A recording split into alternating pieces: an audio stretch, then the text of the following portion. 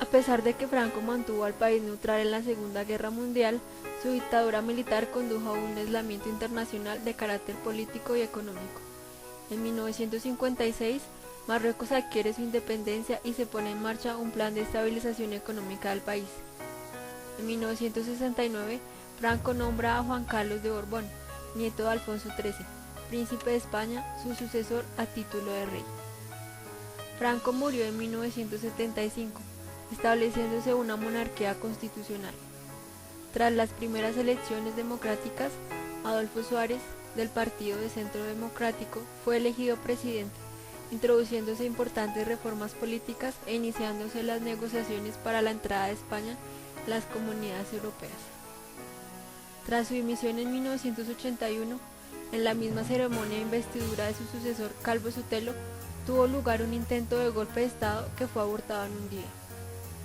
Las siguientes elecciones de 1982 trajeron la victoria del Partido Socialista Español, con Felipe González como presidente, que se mantendría en el poder durante las 3 siguientes legislaturas. En 1985, España entra en la OTAN y en 1986 ingresó en la Comunidad Europea. En 1992, España aparece de forma llamativa en el escenario internacional con la celebración de los Juegos Olímpicos en Barcelona. En el 2004, el jueves 11 de marzo, se produjo el atentado terrorista más grave de la historia de España. Las explosiones en varios trenes de cercanías en Madrid causaron 192 víctimas mortales y miles de heridos. El suceso conmocionó a la sociedad española. Los atentados provocaron amargas divisiones en el panorama político. El 14 de marzo gana las elecciones el Partido Socialista Obrero Español, por lo que José Luis Rodríguez Zapatero, tras realizar diversos pactos, se convierte en el presidente del gobierno.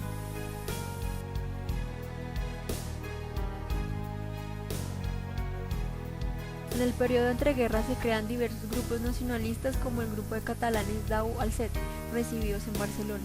Adscrito en principio al movimiento dadaísta, navegó por el hiperrealismo, el surrealismo y el existencialismo hasta converger en un estilo propio, autoexcluido del ambiente de tiniebla cultural del primer franquismo y a la vez con pretensiones de dinamizar la sociedad catalana.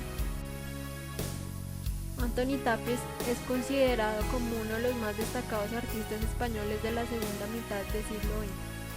Tàpies aún sigue vivo, creando muestras de pintura y escultura al estilo propio, muy ligado al informalismo, usando materiales poco artísticos.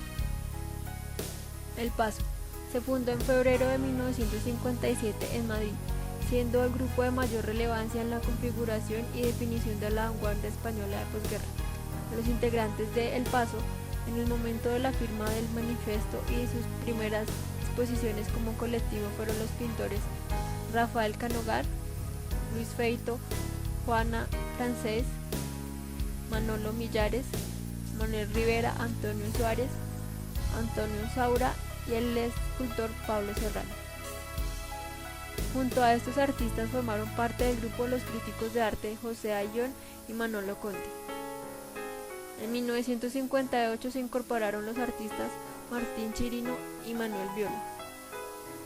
Uno de los aspectos que define la dimensión plástica del Paso fue precisamente su preocupación y actitud crítica ante la realidad y su compromiso con una situación histórica. La vanguardia significaba rebeldía, ruptura. El compromiso con la realidad del momento suponía una misma actitud de lucha y negación de lo establecido que los miembros del Paso identificaron con su práctica artística. Arte pop. El arte pop se estudia asociado a la nueva figuración surgida a raíz de la crisis del informalismo. Eduardo Arroyo podría encuadrarse en esta tendencia por su interés en el entorno y su crítica de nuestro medio cultural, utilizando íconos de los medios de comunicación de masas y de la historia de la pintura, y por su desprecio manifiesto por cualquier estilo establecido. El que se puede considerar como más auténticamente pop es Alfredo Alcaín, por el uso que hace de las imágenes populares y por el vacío que confiere a sus composiciones. También el equipo Crónica, formado en Valencia por Manolo Valdés, Juan Antonio Toledo, por su utilización de historietas y de imágenes publicitarias, por la simplificación de las imágenes y las composiciones fotográficas, pueden considerarse de tendencia pop. Arte actual. Conviviendo con el pop y la abstracción se da en España el hiperrealismo, sobre todo en Madrid y Sevilla.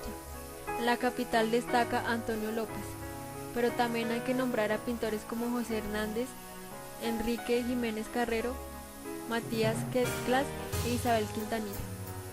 En Sevilla sobresalen las figuras de Cristóbal Toral y Eduardo Naranjo. Dentro del posmodernismo español son significativos los cuadros de Miquel Barceló.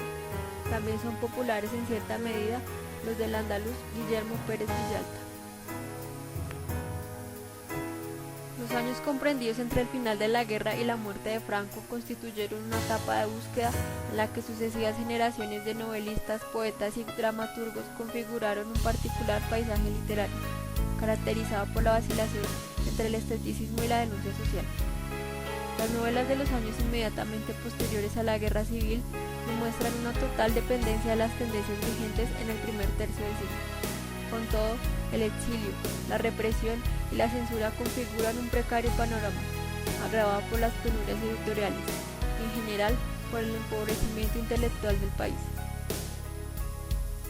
La década del 50 da paso al llamado realismo social, el cual pretende, mediante el recuerdo de la guerra y sus secuelas, la actitud crítica a los personajes colectivos, desenmascarar situaciones sociales injustas en clara correspondencia con las que se suceden en la realidad de cada día. Esta tendencia predominante a lo largo de la década revitaliza el realismo tradicional a partir de estímulos externos contemporáneos, entre los que se encuentran el cine neorrealista y la novela americana e italiana. La narrativa posterior a 1975 conoce un progresivo auge hasta nuestros días, que se manifiesta básicamente en la amplia producción y edición de novelas y relatos cortos, con el consiguiente aumento de las colecciones dedicadas a la narrativa, traducciones de textos españoles a otras lenguas y proliferación de títulos, premios, reseñas, suplementos, revistas, etc., que si bien constituyen indicios de utilidad de género, no facilitan el establecimiento de unas líneas dominantes, sino que ofrecen más bien un panorama confuso del fenómeno narrativo.